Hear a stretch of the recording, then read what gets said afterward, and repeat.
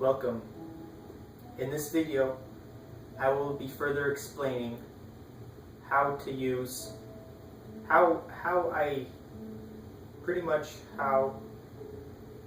what I do and the steps needed in order to have the best sessions, whether it be telekinesis, levitation, or fire.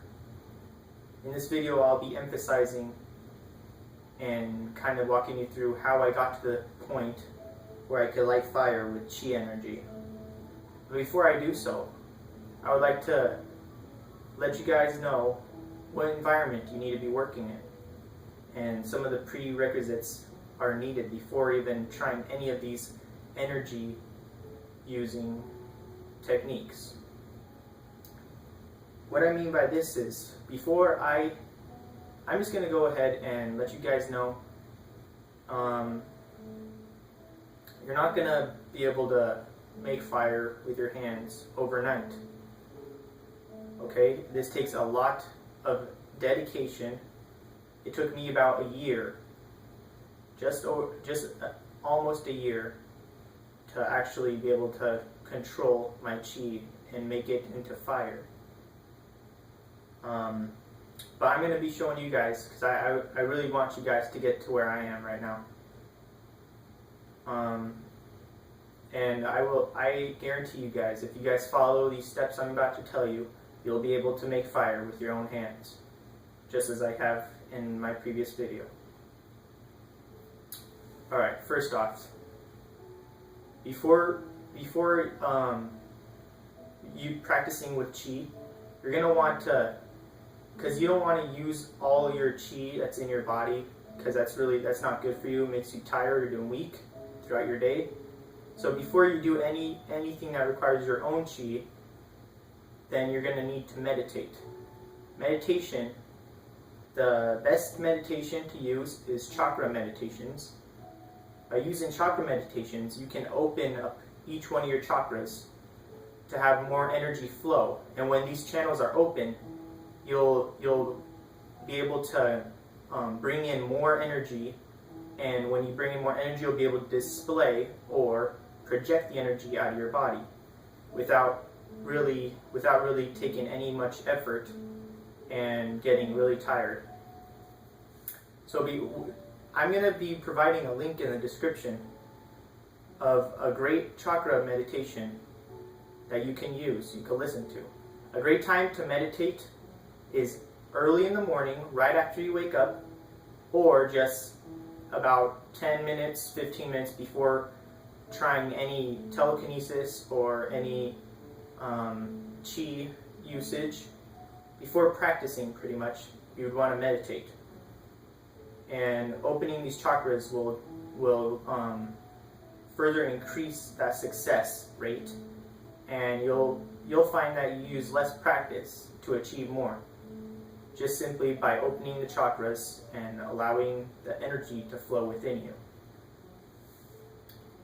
On this particular video, I am going to show you an energy breath, in which I was using before I started the fire with the napkin that you guys witnessed on my video. I was using a very basic yoga Kundalini fire breath. And the fire breath is very important that you do this right, because you could really damage yourself if not done correctly. And I really stress, before doing any type of fire breathing, you find your area. You want to find an area in your house, a quiet area you won't be disturbed. You also want to unplug any device, your phone, put it on silent or turn it off. Unplug any lamps, unplug any fans, unplug any electrical sources such as TVs.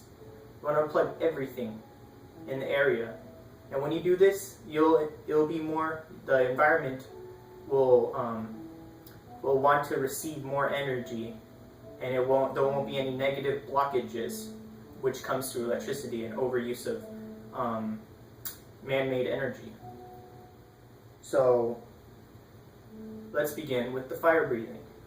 What you need to do is find yourself in a position, as I stated before, where you won't be bothered. you want to sit up in a position similar to mine. Keep your neck and your back aligned straight. What I like to do is put it against the wall, because this helps keep it straight and aligned while breathing. But in order to, a better way to do it, if you don't have a wall behind you, you put your chin down like this, and that straightens your back, thus creating a flow of energy, and it'll make your breaths much easier.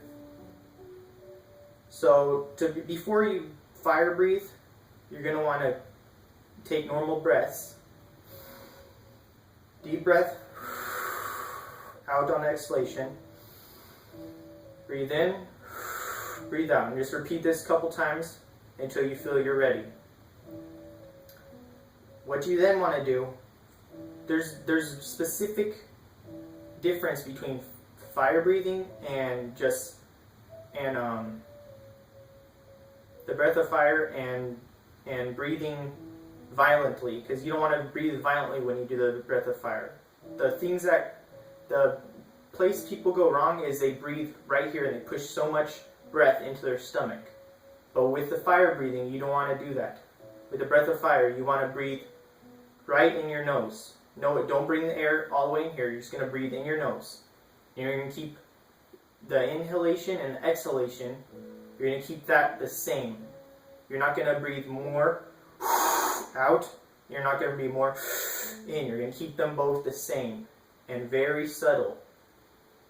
And pretty much, if you think of fire, the breath of fire, you're going to want to picture a balloon in you, and you're just going to want to kind of squeeze a balloon, releasing the air, and fill it up when you breathe in. So a demonstration would be like this.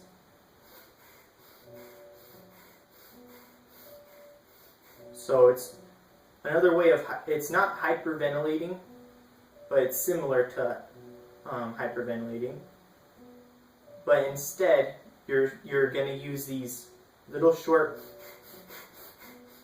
breaths, one after another, and just do this just 5 minutes. Start off with 1 minute and work your way to 5 minutes, just straight breathing like this. But I want to stress to you, do not push too much into your stomach. You just want to breathe in your nose. You don't want it to come into your stomach or deep in your lungs or in your diaphragm. You want to keep the breaths in your nose and in your face, right around this area. So you're not going to go. That's not the correct way to do it, and you could really hurt yourself doing this. For beginners, when practicing the breath of fire, you will experience some dizziness and lightheadedness. But this is normal. This will pass after a few days of practicing. Alright, so once again, I'll demonstrate a couple fire breaths for you. Breath of fire.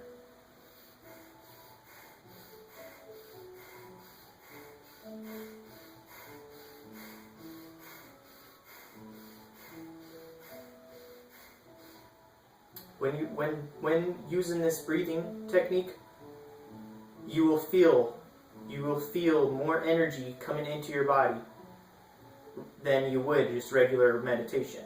This is a very, very successful breathing technique.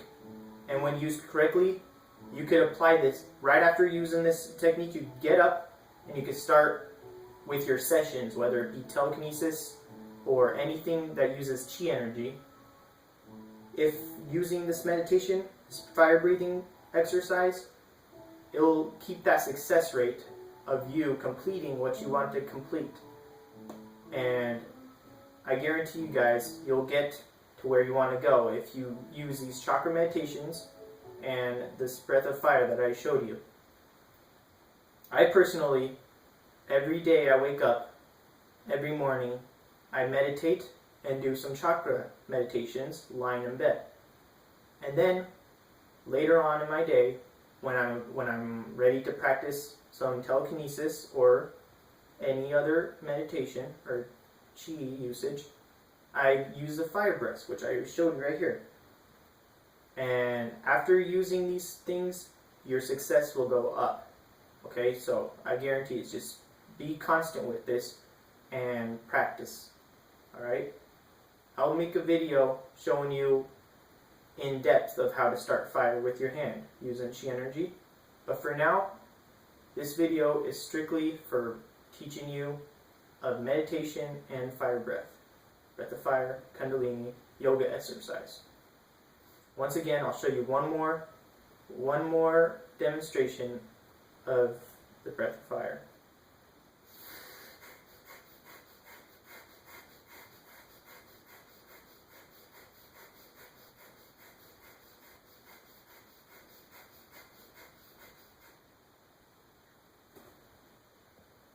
Thank you.